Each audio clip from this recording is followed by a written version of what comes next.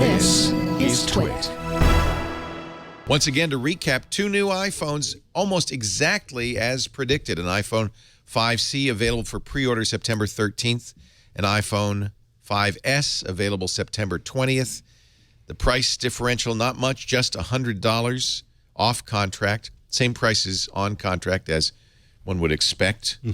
The fingerprint reader in the 5S, the new chip, the A7 chip, plus an M7 support chip, which does low-power observation of the gyroscope and the accelerometers in the phone, useful for, they say, monitoring movement. There will be a new, apparently, Nike app to go along with that, the Move app.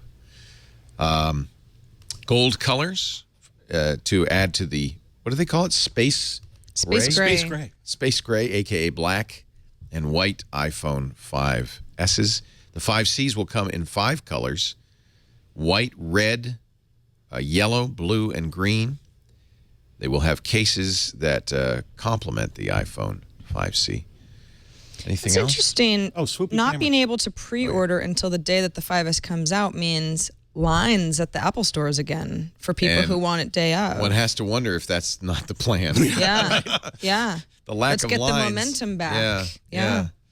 I think you're absolutely right.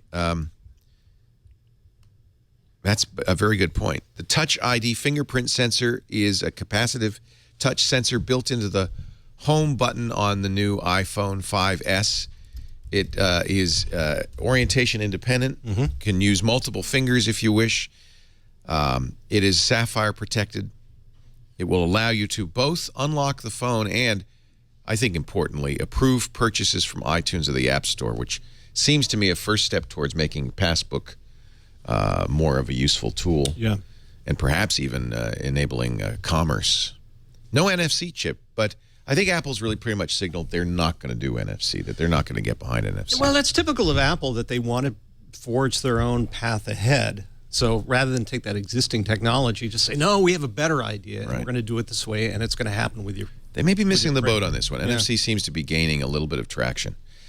New EyeSight camera, 15% larger sensor in the 5S. I think the 5C pretty much has the old 5 camera. Yeah. So we'll leave it at that. Yeah. F2.2 aperture, which is a faster, which means better low light performance.